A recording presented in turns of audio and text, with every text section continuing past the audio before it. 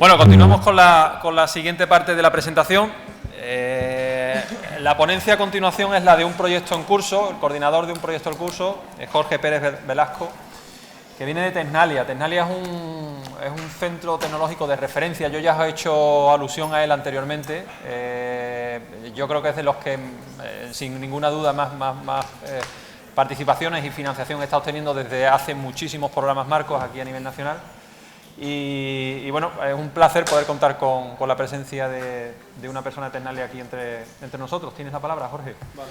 Jorge, es ingeniero de telecomunicaciones por la Universidad de Valladolid, es director de director de proyectos de innovación y desarrollo de negocio en la división TIC de Tecnalia y coordina el proyecto que nos va a presentar. Bueno, pues muchas gracias.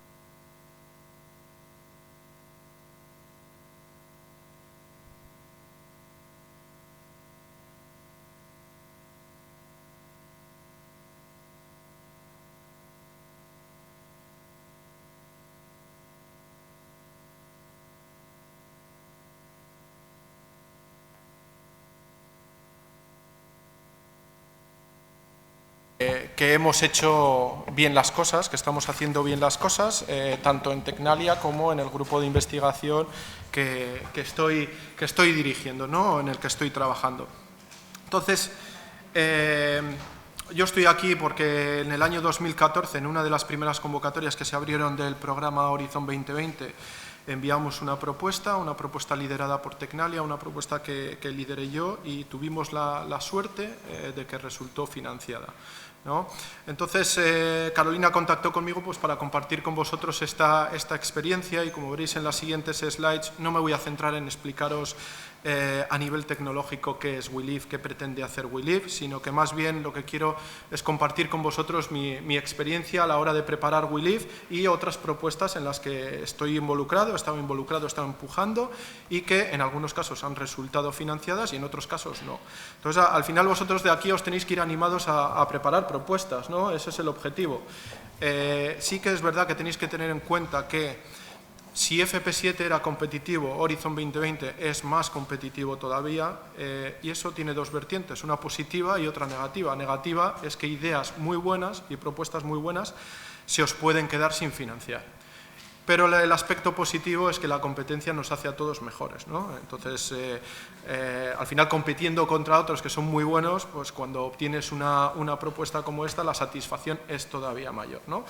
Entonces, bueno, como ha comentado Antonio, mi nombre es Jorge, vengo de Tecnalia. Para los que no conozcáis, Tecnalia es un centro tecnológico de referencia a nivel nacional y también europeo. Somos el primer centro tecnológico privado de España y si metemos los públicos y los privados estamos por detrás del CSIC y en retornos del programa europeo somos los segundos por detrás del CSIC. En Tecnalia somos 1.400 personas y estamos organizados en diferentes divisiones. Yo personalmente vengo de la división de TICs y dirás, bueno, ¿qué hace uno de TICs explicando un proyecto que fue enviado al challenge número 6, ¿no? A un reto social? Pues porque, como comentaba Carolina y también ha comentado Mar y Antonio, al final si analizáis muy bien los topics os podréis dar cuenta que hay nichos en el que en este caso las TICs tienen un papel muy relevante y un proyecto puede ser liderado por un centro tecnológico, un proyecto de un reto social como es de una convocatoria como es esta. Entonces, bueno, estos son un poco los diferentes puntos que voy a abarcar en la presentación. En primer lugar, haré una pequeña introducción a Horizon 2020, no la voy a hacer yo, la va a hacer un vídeo que he encontrado dentro de YouTube sobre Horizon 2020, en el que explica muy bien qué es Horizon 2020, que me va a servir para ligarlo con el segundo punto, que son unos aspectos que hay que tener en cuenta a la hora no de preparar una propuesta, que hay que tener en cuenta a la hora de diferenciar qué persigue Horizon 2020 respecto a lo que perseguía el séptimo programa marco. Una vez que veamos estos aspectos, os daré yo también, desde mi opinión, una serie de recomendaciones o claves que tenéis que tener en cuenta a la hora de preparar una propuesta. Son claves y recomendaciones que yo normalmente sigo a la hora de preparar una propuesta, pero no tenéis que tomar estas recomendaciones al pie de la letra, es decir, en una ocasión, yo siempre las sigo y en unas ocasiones pues me ha ido bien, como en el caso de WeLive, y en otras pues he enviado propuestas que, aunque hayan superado el umbral, pues no han sido financiadas, ¿no? Pero al final son claves que sí que tenéis que tener en cuenta a la hora de escribir una propuesta. Estas claves las voy a asociar con lo que es WeLive, que como os he comentado fue enviada a la convocatoria INSO 1, que era una convocatoria dentro de INSO, era New Forms of Innovation, y dentro de esa convocatoria el topic ICT Enable Open Government, que al final esta convocatoria ahora es lo que se llama los topics relacionados con co-creation. Sobre todo es el co-creation 4 que abrirá el año que viene, en el 2017, no el año que viene. ¿Vale? Y finalmente os daré una serie de conclusiones que es un decálogo de cosillas a tener en cuenta que os puedan servir a la hora de escribir una propuesta. Entonces, con respecto a la introducción a Horizon 2020, vamos a ver el vídeo. Knowledge is power, they say. But in today's global economy, knowledge is more like a currency. The trick is to make it work for you. That's why we want to turn the European Union into an innovation union. A plan to get good ideas to market faster.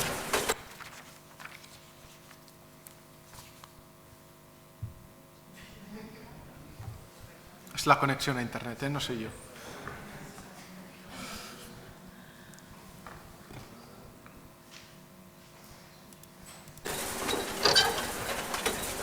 To boost the economy, create jobs and improve lives. That's where Horizon 2020 comes in, providing the money, motivation and muscle to keep Europe at the forefront of knowledge and turn good ideas into innovation. For example, to find new ways to keep us healthy, help us get around or protect our environment. So how does Horizon 2020 help?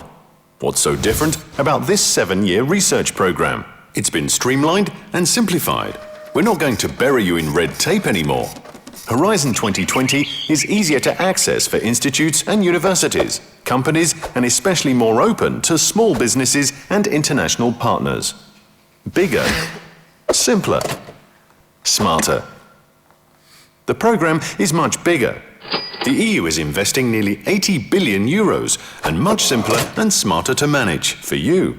No, really, it's now a single, neatly woven program bringing together previously separate sources of research and innovation funding.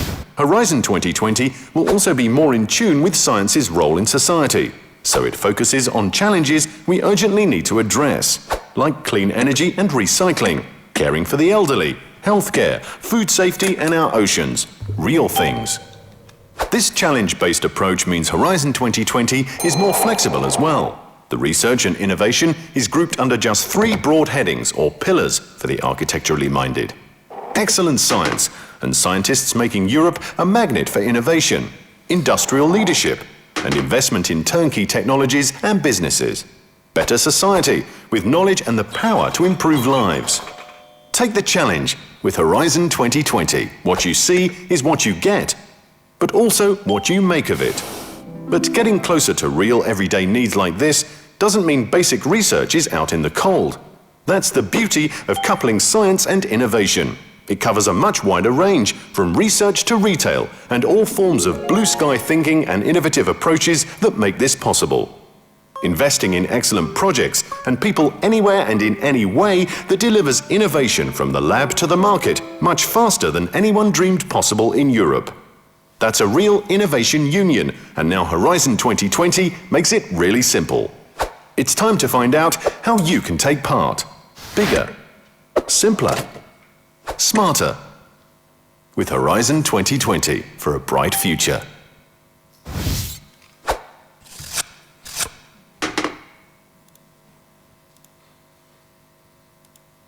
Vale, bueno, pues ya habéis visto un poco un vídeo introductorio de lo que es Horizon 2020. Entonces, de este vídeo lo que os tenéis que quedar es que al final bueno, las tres palabras que señala es la de bigger, simple, smarter, ¿no? Un plan mucho más grande porque tiene más dotación económica, y sencillo y más inteligente porque a nivel de gestión, por mi experiencia, también es mucho más sencillo con respecto al séptimo programa marco.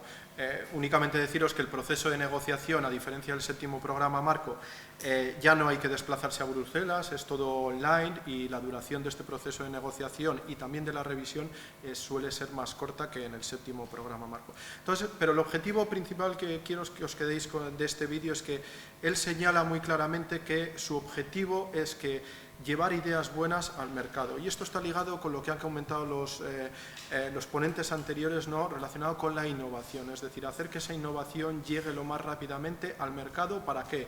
Para estimular la economía, crear trabajos y mejorar la calidad de vida de las personas. ¿Y por qué hago ese hincapié en lo que es la innovación, ¿no?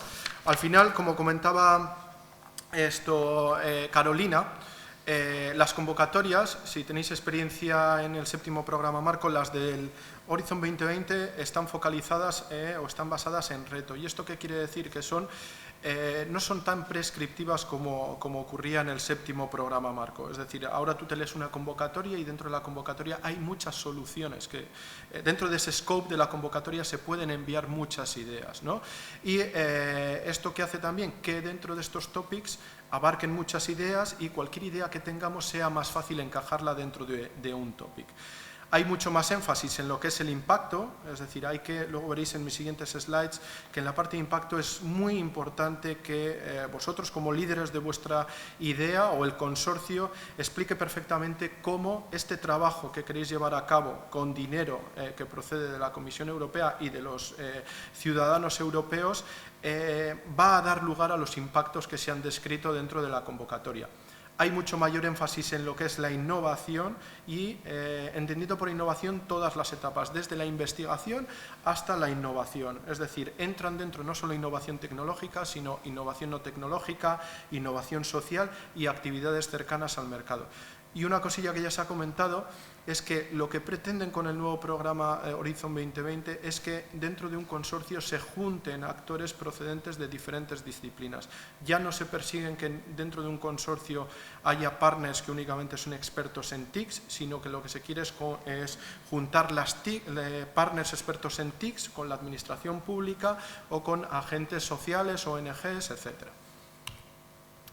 En el vídeo veíais que lo que persigue con este programa la Unión Europea es evolucionar de lo que ellos llaman la Unión Europea a una Innovation Union. ¿Y esto qué significa? Esto significa, por un lado, que en Horizon 2020 hay un balance entre investigación e innovación. No solo se limita al desarrollo de nuevos productos y servicios que están basados en grandes avances tecnológicos y científicos, sino que también lo que pretende la Comisión es utilizar desarrollos, o que se utilicen desarrollos de propuestas de proyectos anteriores y tecnologías que ya están actualmente en el mercado para crear aplicaciones novedosas. En segundo lugar, estas actividades quieren financiar actividades que estén cercanas al mercado. ¿Para qué? A los expertos les gusta mucho ver cómo dentro de un mismo proyecto, de una propuesta, el conocimiento que se genera dentro de esa propuesta se puede explotar comercialmente. Entonces hay que justificar ese paso. ¿Cómo se va a pasar del conocimiento que estamos generando en la propuesta, en un proyecto, en el caso que resulte financiado, cómo lo vamos a explotar comercialmente? Y por último, se hace también especial énfasis en actividades que están, por un lado, cercanos al mercado, como ya he comentado, y en los que se involucre el usuario final. Y esto está relacionado con el concepto de co-creación que veremos a continuación. Es decir, en mi opinión, es muy importante que en Horizon 2020, depende del tipo de actividad en la que se vaya a financiar, ¿no? Pero es muy importante que incluyamos actividades de demostración o pilotos que involucren a administraciones públicas si es un tópico relacionado con temas de Open Government, o actividades, si son más proyectos cercanos a la investigación, pruebas de concepto. Entonces, una serie de claves y recomendaciones que debéis tener en cuenta, o que yo tengo en cuenta a la hora de preparar una propuesta. Yo lo que he hecho ha sido dividirlas en las tres partes más importantes que hay a la hora de preparar una propuesta, que es la parte de excelencia, la parte de impacto y la parte de implementación. Las 3 partes son igualmente importantes, es decir, se valoran con 5 puntos en el caso de que sean muy buenas, pero tenéis que tener en cuenta que en el caso de que sea una Innovation Action, lo que os va a permitir, a igualdad de puntuación con otra propuesta, lo que va a decidir si vuestra propuesta resulta financiada o no es la nota que obtengáis en el impacto. En el caso de que sea una Research and Innovation Action, cambia y entonces a igualdad de puntuación, la parte de la propuesta que se tiene en cuenta a la hora de hacer ese ranking es la puntuación obtenida en la parte de excelencia científico. Y a igualdad de puntuación, si sacáis 15 y estáis empatados con 3 propuestas que saquen 15, luego ya se tienen en cuenta aspectos relacionados con gender issues o aspectos también relacionados con el budget que habéis que dais a lo que serían las SMEs, las pequeñas y medianas empresas. Entonces, en la parte de excelencia, lo que serían las claves es, ya lo comentaba Carolina, leer toda la documentación asociada al topic. Es importante no solo centrarse en el topic, sino en lo que sería la convocatoria, la call y lo que sería el programa de trabajo. ¿Por qué? Porque de la call, del texto de la call también se saca mucha información que os puede servir a la hora de escribir vuestra idea. Segundo, tengo aquí plantear una solución innovadora y ambiciosa, acorde con los objetivos de la convocatoria, por supuesto, aquí y que sea creíble. O sea, no intentéis, bajo mi punto de vista, lo que no tenéis que hacer es intentar reinventar la rueda, ¿no? Se han financiado muchos proyectos, lo que hacen, una de las primeras cosas que hacen los evaluadores es ver qué proyectos se han financiado en convocatorias anteriores. Entonces, en el momento que vuestra propuesta esté haciendo o pretenda hacer algo similar a lo que ya se ha financiado, quita muchos puntos, ¿no? Y esto está relacionado con el tercero. Hay que identificar al comienzo, antes de ponerse a escribir, hay que identificar cuáles son los proyectos relevantes de convocatorias anteriores, qué es lo que proponen estos proyectos y qué partners están involucrados en estos proyectos.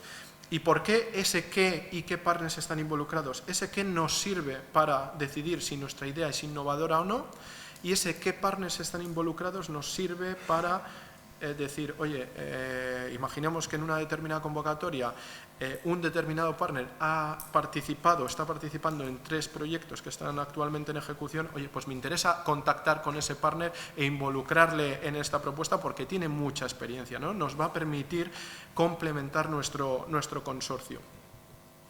El siguiente punto. Crear una excelente introducción. Yo, por introducción, a lo que me refiero son las 2 páginas primeras de la propuesta.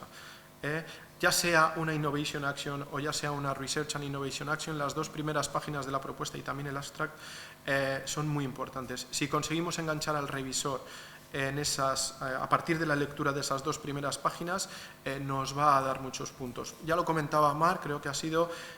los revisores al final se leen no solo nuestra propuesta, sino muchas más. Entonces hay que conseguir que nuestra propuesta sea diferenciada, ¿no? Ya no vale, en mi experiencia en las convocatorias en las que he hecho una propuesta, una puntuación ya de 13 puntos y medio, que a lo mejor en el 7º programa Marco, en las primeras convocatorias del 7º programa, en los primeros años, servía para conseguir financiación, ahora ya no vale. En reto 6 ha comentado Carolina cuál es la tasa de éxito, que es un poquito mejor en la que sería la tasa de éxito dentro de Industrial Leaderships, en la parte de ICT, que es todavía la competencia muchísimo mayor, ¿no? Entonces hay que ser muy excelentes, e incluso siendo muy excelentes nos van a dar muchas veces, no nos van a dar muchas veces la propuesta, ¿no? Entonces, las 2 primeras páginas, importante que enganchen, que hagan ese engagement del revisor. Con respecto a los objetivos, hay que elaborar estos objetivos cubriendo todos los aspectos que vienen en el topic y en la convocatoria. Deben ser objetivos, y esto es una recomendación, medibles. Es muy importante que introduzcamos, incluso en la parte donde describimos los objetivos, cómo pensamos medir esos objetivos durante toda la propuesta, asociarles unos KPIs y, por otro lado, alinearlo con los milestones que luego explicaremos en la fase de implementación. Y yo una cosa que hago es, sobre todo en estas convocatorias, es dividir los objetivos en objetivos tecnológicos, sociales y económicos. Al final, los económicos, aunque aparezcan en la parte de Excellence, luego les abordaré más en detalle en lo que sería la parte de impacto, y los tecnológicos y sociales sobre todo les abordo en esta parte de excelencia científica. Otra recomendación a nivel general, ya la comentaba Mar, cuidar la estética y la legibilidad de la propuesta. Yo soy muy de introducir diagramas, tablas, diagramas con colorines. Es verdad, no estoy muy seguro, pero es verdad que las propuestas cuando las lee un revisor las lee o se las imprime en blanco y negro, no en color, por lo que los colores a veces no aportan ningún tipo de valor, pero sí que los diagramas atractivos, no incluir solo texto, al final hacer que cuando alguien está leyendo vuestro texto no solo lea texto, sino también vea diagramas, hacerle sencillo lo que es la lectura de la propuesta, ¿no? Resaltando también cuáles son las ideas claves. Muy importante, hacer explícita la evolución sobre proyectos de I+D+I previos donde se ha alcanzado un determinado TRL. Imagino que todos conoceréis qué es el TRL, si no lo conocéis es al final el nivel de madurez de una determinada solución tecnológica. Entonces sí que es importante que justifiquéis en vuestra... Bueno, si es una Innovation Action es vital, y si es una Research and Innovation Action también es muy importante que justifiquéis que lo que vais a hacer dentro de este proyecto parte de resultados de proyectos anteriores, no solo proyectos europeos, sino también nacionales. Y si os mojáis diciendo, y también es muy bueno que os mojéis diciendo, en este proyecto, en esta propuesta vamos a alcanzar un TRL, imaginemos de 8 y comenzamos de assets o de activos que vienen de proyectos anteriores con TRLs de 6 o de 5, eso es muy bueno, ¿no? Identificar el salto en el TRL que se va a conseguir. Identificar al usuario final. Esto es clave en todas estas convocatorias que habéis visto que se titulan. En todas es clave, pero en las de co-creación es más importante todavía. Luego veremos qué entiendo yo y qué entiende la comisión por co-creación.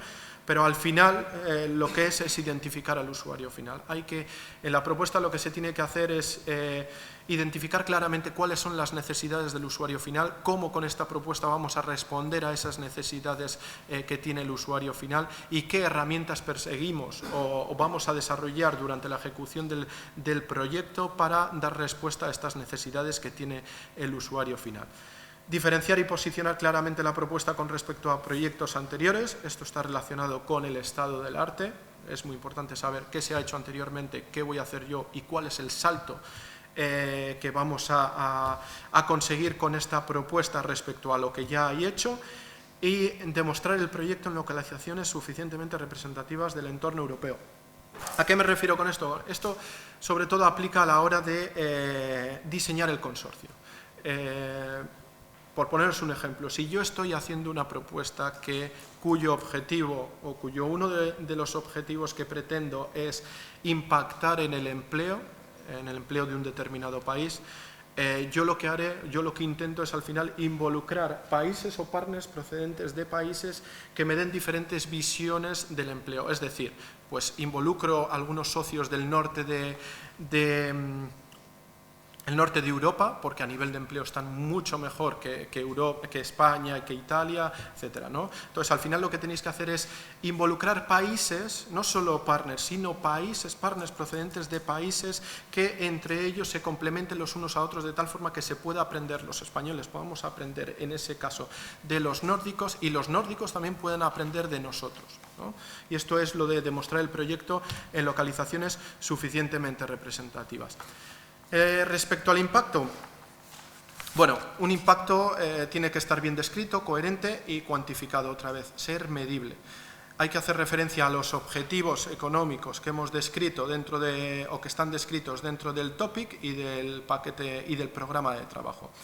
Tenemos que identificar también claramente quiénes son los stakeholders y cómo se van a beneficiar a partir del uso de la solución que estoy proponiendo dentro de este proyecto.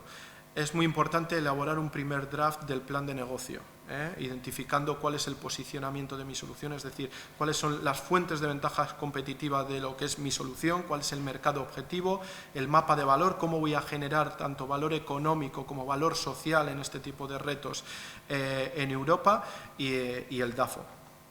Y también es una cosa que se valora mucho es la presentación de una primera versión del plan de explotación.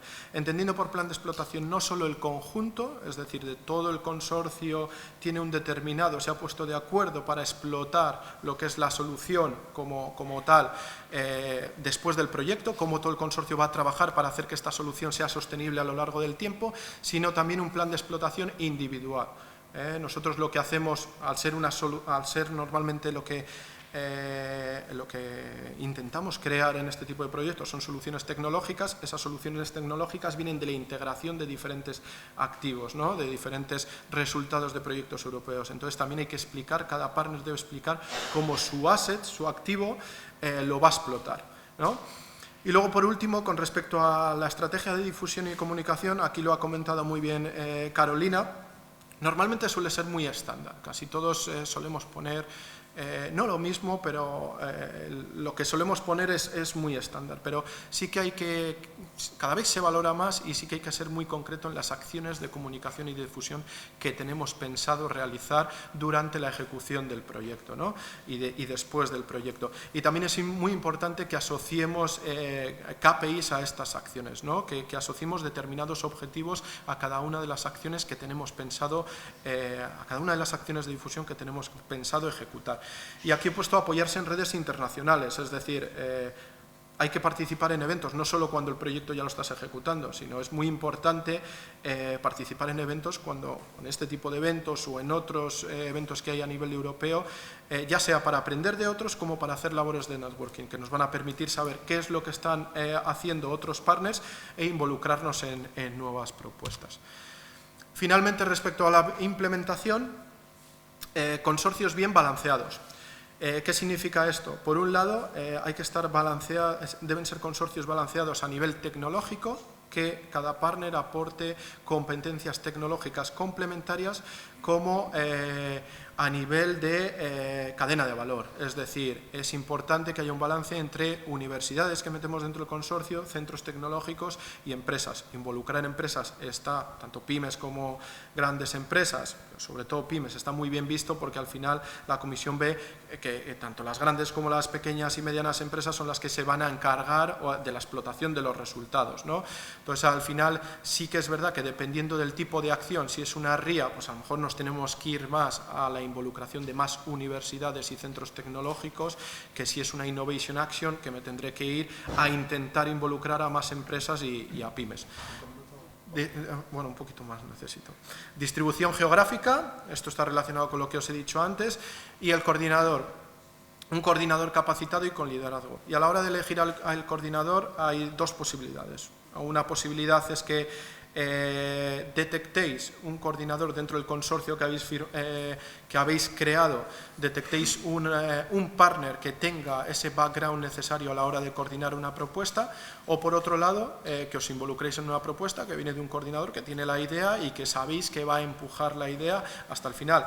La labor del coordinador no solo durante la ejecución del proyecto es vital, sino también durante la preparación de la propuesta. La preparación de la propuesta, como sabéis, es un esfuerzo muy grande, entonces el coordinador tiene que estar muy involucrado y mi opinión, yo lo que siempre intento hacer también como coordinador de propuestas es crear un grupo de partners que yo tenga identificado que van a ser los cores y que sepas que te van a ayudar durante la preparación de la propuesta, enviándote sus diferentes contribuciones o las diferentes tareas que tú les asignes.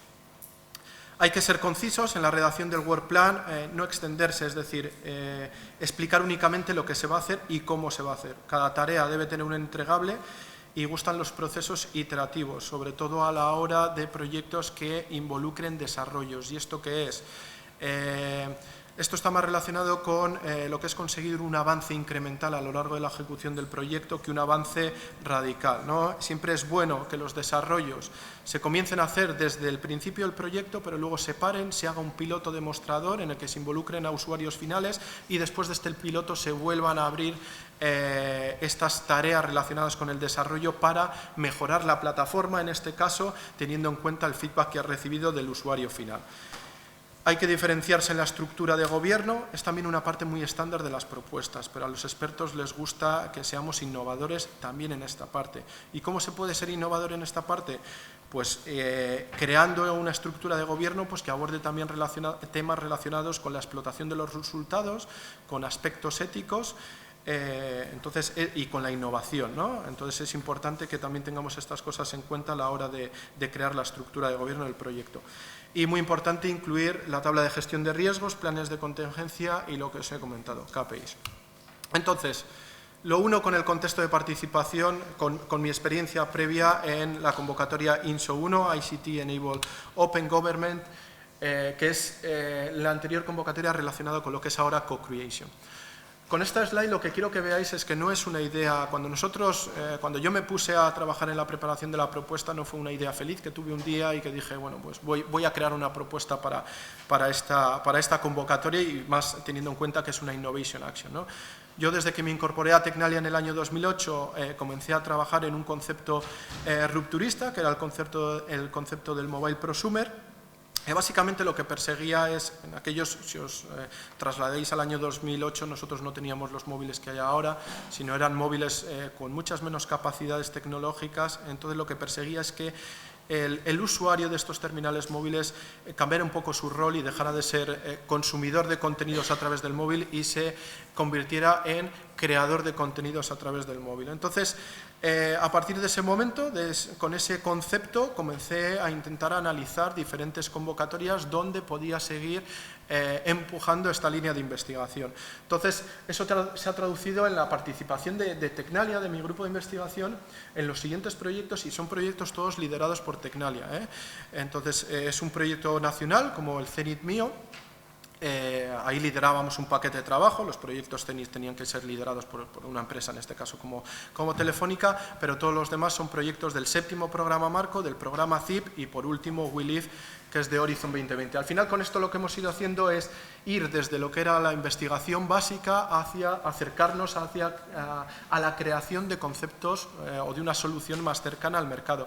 Y lo que hemos ido haciendo al final es el concepto del Mobile Prosumer, irlo pivotando o irlo modulando de acuerdo a las distintas convocatorias, ¿no? Es un concepto TIC que al final hemos encontrado financiación dentro de un programa, como podéis ver ahí, que es Galileo, relacionado con temas de espacio.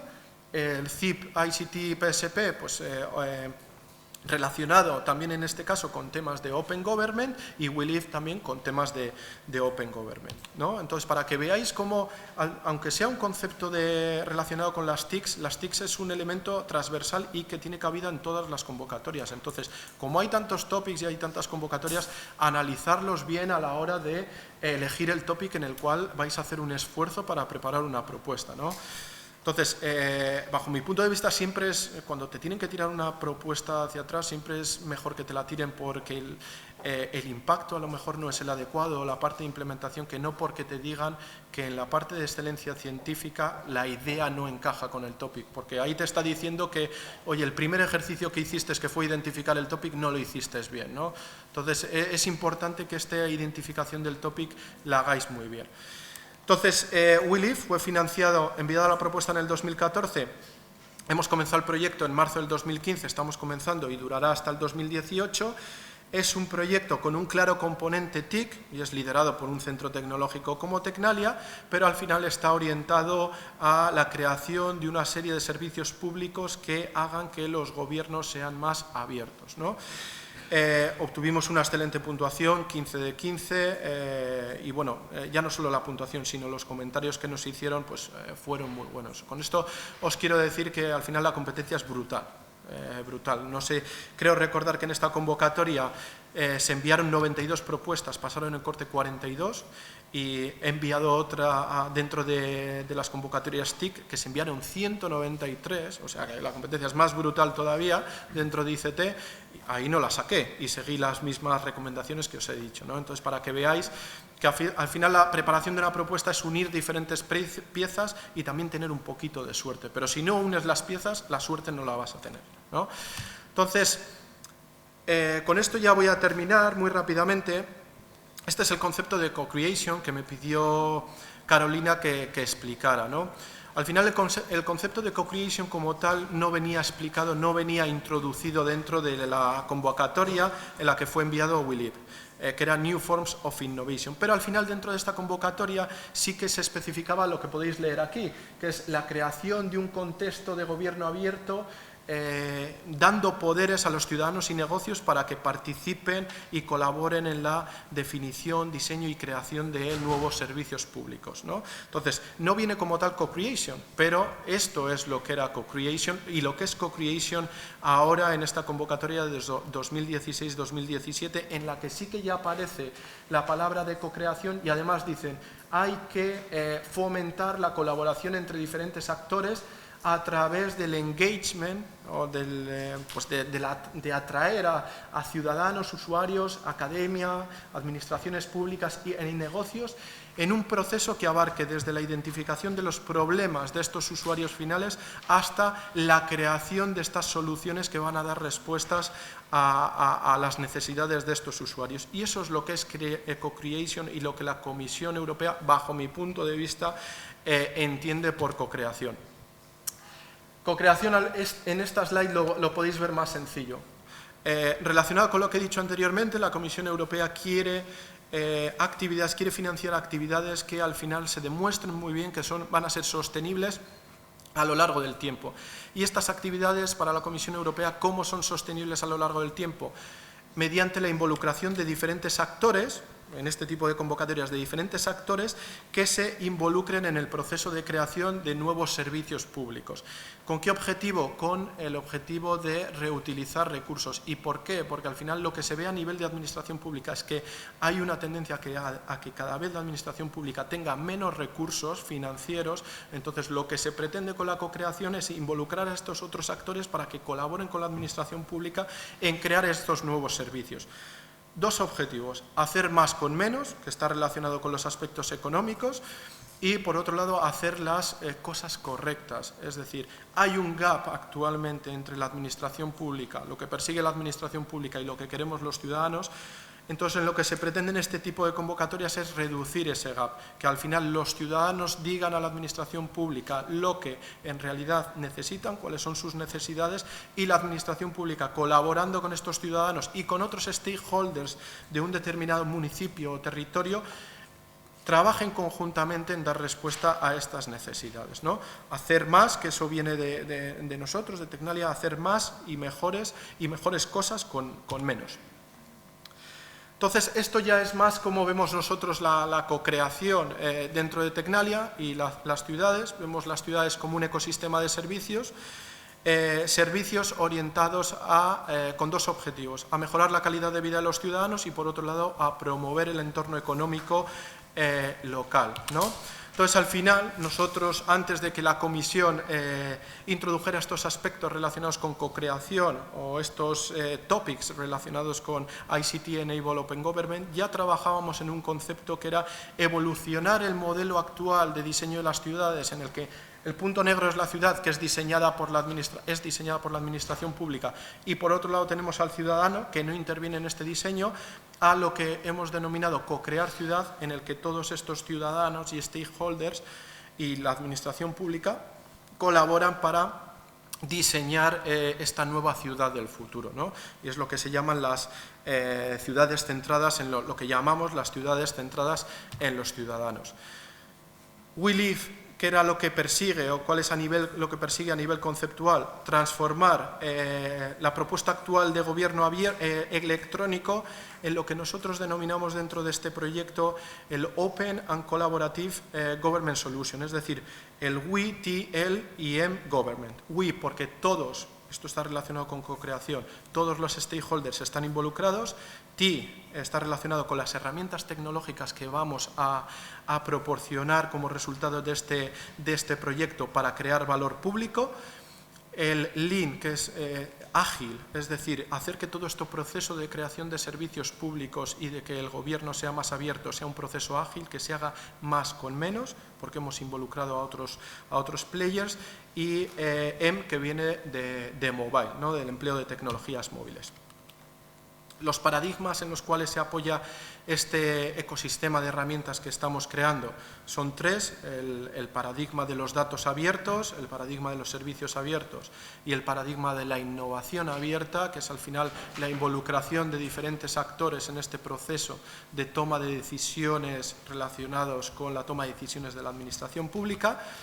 Y esto es un poco una slide que identifica cómo lo vamos a hacer dentro de WILIF, ¿no? Las diferentes clases de herramientas que vamos a crear dentro de WILIF. Pero bueno, si visitáis la página web del proyecto, wilif.eu, podéis saber un poquito más cómo lo vamos a hacer. Comentaros que en este proyecto están involucrados 4 administraciones públicas procedentes de diferentes países, para lo que os comentaba anteriormente, ¿no? Aprender cada una de estas administraciones públicas de las administraciones públicas de otros países. Están Bilbao en el caso de España, Helsinki, Trento, una ciudad italiana, y Novi Sad de Serbia. Y bueno, el piloto tiene 2 fases y comenzará el primer piloto en marzo del año que viene. Conclusiones. Un decálogo para hacer bien una propuesta. Al final, la redacción de una propuesta se reduce a monitorizar y seleccionar la convocatoria de forma cuidadosa, no intentar que nuestra idea encaje, estudiar muy bien el topic y la documentación, proponer ideas innovadoras. Muy importante, contrastar estas ideas con los project officers y los puntos nacionales de contacto. Es decir, es muy importante que contactéis con Carolina, con Mar o con el punto nacional de contacto de las convocatorias a las cuales vais a enviar la propuesta, porque ellos os van a dar información de valor. Elaborar un abstract que enganche, pensar y formar un consorcio adecuado y que cubra toda la cadena de valor, apoyarse en el proceso de redacción de propuesta en quienes ya saben de este proceso y elegir correctamente al coordinador, planear la escritura con tiempo y distribuir el trabajo. Es un trabajo que no puede ser hecho solo por una persona, hay que colaborar entre un grupo, pues a lo mejor de 3, 4 o 5 personas, que cada uno se encargue de una parte y que luego una se encargue de integrar todos los contenidos que proceden de las diferentes fuentes, ¿no? El noveno es que es necesario hacer muchísimo esfuerzo y asegurarse también de que los demás socios durante la fase de preparación de la propuesta también lo hacen. Y el impacto, en el caso de una Innovation Action, es fundamental. Y por último, que enviéis propuestas, que os relajéis, que confiéis en el sistema de evaluación, que es un sistema objetivo, aunque a veces no nos parezca objetivo, es un sistema muy objetivo. Tener un poquito de suerte siempre ayuda y bueno, si sois creyentes, pues que recéis también ayuda a veces, ¿no? Entonces, bueno, ya termino con esta slide. Está relacionado con el esfuerzo, ¿no? Lo que dice este monigote. La suerte es importante, pero la suerte al final únicamente la tienes cuando has hecho un buen esfuerzo antes de la suerte. No os penséis que por no hacer esfuerzo vais a tener la suerte de conseguir una propuesta, ¿no? Entonces hay que trabajar mucho y que luego tengáis esta poquita suerte que es necesaria para conseguir la propuesta, ¿vale? Y ya he terminado. Gracias. Bueno, las preguntas al final. Yo tengo 40 segundos para una presentación de media hora que tenía prevista, pero os prometo al mismo tiempo que no os voy a tener ni un minuto más, por la hora y día en el que estamos. Así que os voy a dar 4 mensajes claves, que es lo que pretendo hacer con la presentación mía.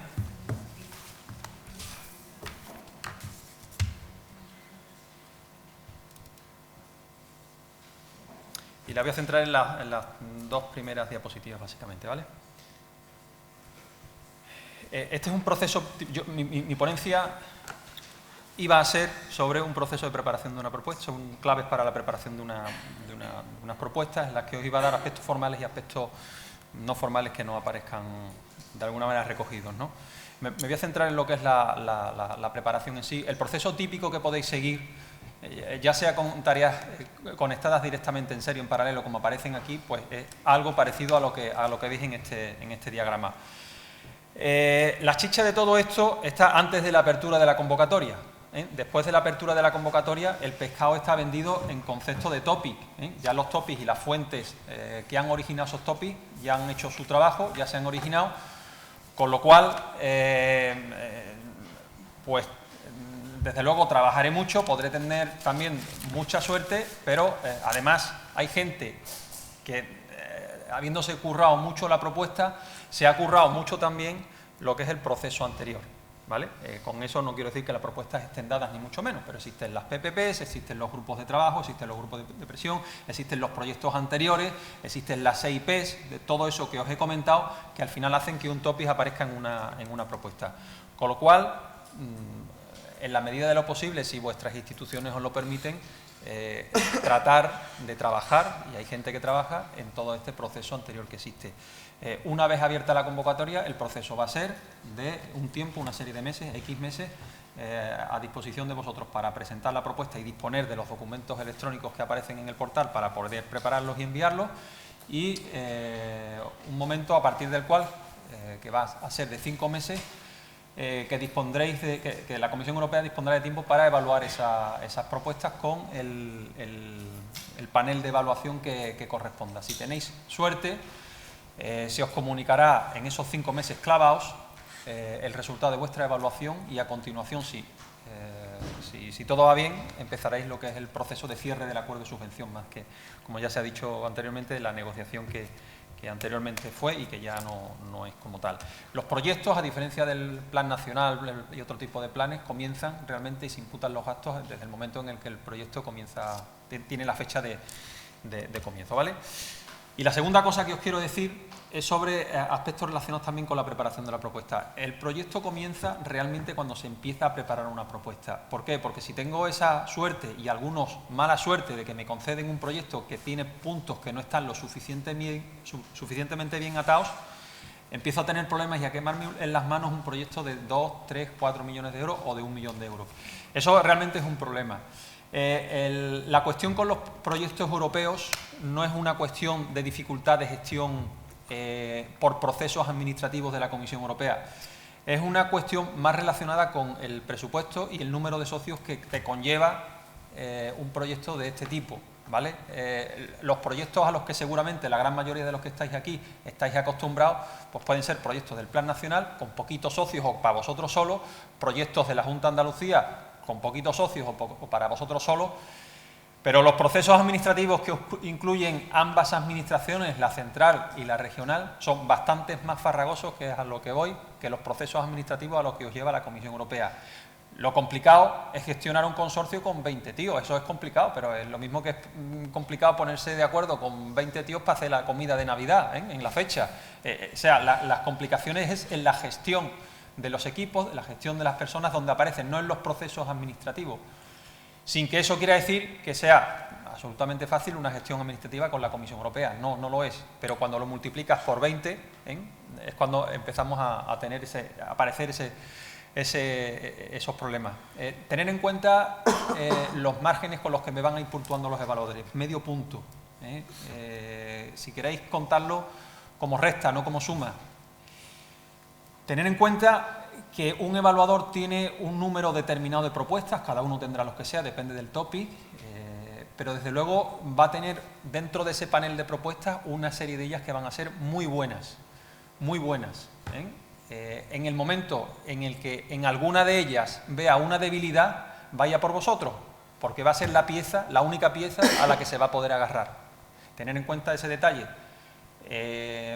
Existe un documento en la plataforma esta de la que hemos hablado inicialmente de Horizonte 2020, en el portal del participante, en el que existen recomendaciones de evaluación, y otro documento, lo que es la parte B, el anexo B tradicional de la preparación de las propuestas, que os van dando una serie de recomendaciones concretas.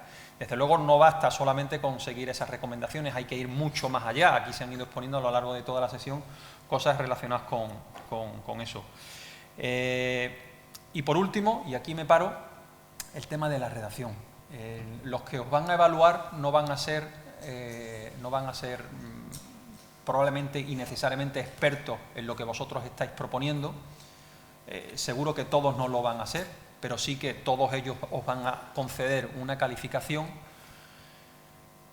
En mi experiencia, en mi opinión, aquel que tiene una capacidad de redacción natural, y yo siempre lo comparo con cuando estábamos en el colegio y hacíamos las redacciones, aquellos que siempre han tenido una capacidad de redacción mejor que otros, y tener en cuenta que además esto es en inglés, van a estar, sin ninguna duda, mejor posicionados que otros para vender lo que quieren vender en una propuesta a un evaluador. Eso sin ninguna duda, y más teniendo en cuenta que es en inglés. No voy a hablar ya de si tenéis que recurrir a traductores y demás. La redacción y la narración con la que estoy haciendo un texto determinado, lo que es la memoria, es absolutamente fundamental. Es una historia realmente, no es un texto científico, no es un paper, es una historia que estoy hilando y que le estoy contando a una serie de personas que me van a evaluar, insisto, sin que sean expertos en la materia. La última recomendación, y tenerlo en cuenta que me quedo con esa última porque le doy bastante importancia, la documentación. Las reglas del juego son estas, nos pueden gustar más o menos que haya una serie de documentos que me tenga que leer, y no hablo ya solo de los propios del programa Horizonte 2020, sino todos esos documentos estratégicos que me van a permitir posicionarme a la hora de preparar una propuesta y enfocar desde el punto de vista social, político y de las tendencias a las que quiere llegar la Comisión Europea. Mi propuesta me va a hacer mejor, me va a hacer que compita mejor. Yo sin más me paro. Vamos a estar ambos ahora al final de la jornada para que nos hagáis las preguntas que nos vamos a permitir ahora, y yo le pido a Daniel Escacena que en nombre de la Agencia del Conocimiento y de todos los que han intervenido en la organización, pues proceda a despediros. Bueno, yo, dada la hora que es, y también agradecer a Antonio cómo ha acelerado su última ponencia, dar las gracias a Jorge, que viene de Ternalia, está aquí hoy con nosotros, a contar la experiencia que tiene en un proyecto del Reto 6, dar las gracias a los 2 puntos nacionales de contacto, que uno tenemos el orgullo de que está aquí en Andalucía, a vuestra disposición, que es nuestra compañera Carolina Rodríguez, que creo que está en reuniones ahora con propuestas o con ideas de propuestas, y dar las gracias también a Mar, que viene del Ministerio de la FECIT. Yo permitirme también hacer una pequeña reflexión en el tema de los proyectos y en los consejos que daba Antonio. Yo llevo desde el 2000 trabajando también en este ámbito, y mi proyecto, el primer proyecto europeo que yo tuve, yo estaba trabajando en un proyecto europeo, entré trabajando en otra entidad, en temas de proyectos también europeos, y estuve gestionando, que no conseguí yo el proyecto, pero sí luego estuve en 2 proyectos europeos del 5º programa marco, y yo me di cuenta en cómo no presentar una propuesta en un proyecto europeo, que es como nos la dieron a nosotros también, fue tema de casualidades, pero sí en estas casualidades de no estar preparado a presentar una buena propuesta, surgió pues por hacer amigos. Estos son proyectos que hemos venido hablando, que son proyectos la gran mayoría colaborativos, en consorcio con varias entidades, ¿no? Yo tuve la suerte de que en Bruselas pues coincidí con varias entidades, me hice muy amigo de una de ellas, de una persona, y en una convocatoria que salió en una fecha un poco rara y cerraba también en una fecha un poco rara, y a mí me tocó trabajando, que salió una acción piloto a principios de julio, no, a final de julio, y cerró a final de agosto. Presentamos 2 propuestas, una era de coordinador y otra era en la misma convocatoria, y otra era de socio. Las 2 nos las dieron, fuimos la única comunidad autónoma que conseguimos 2 proyectos europeos de esta convocatoria, la única comunidad, y yo no sabía presentar propuestas europeas. En una fui de socio, que cuando vas de socio sabéis que vas muy de remolque, vas muy en la línea de lo que quiere el coordinador. También pierdes que no vas a hacer la propuesta exactamente lo que tú quieres, sino lo que el coordinador quiera que hagas, ¿no? Y tampoco vas a decidir o vas a tener tanta fuerza en decidir los presupuestos, sino que te asignarán un presupuesto en función de lo que tú vayas a hacer, ¿no? Y la otra iba de coordinador, pero yo le dije a esta persona también, que me invitó a la propuesta, que yo no sabía preparar una propuesta. Y casi la propuesta dijeron, mira, nosotros vamos a ir de coordinador en una, no podemos ir de coordinador las 2, la propuesta la vamos a hacer nosotros, aunque aparezcas tú de coordinador, ¿no? Con lo cual os digo que esto es un tema también de hacer amigos para aprender. No consiste en que una vez que estemos ya en propuesta y hayamos estado de socios, nos toca a nosotros liderar e invitar también a unos amigos. Pero aquellos que tengáis contactos internacionales, que tengáis posibles socios internacionales, tirar de ellos, que participen en este tipo de iniciativas, porque para eso es fundamental.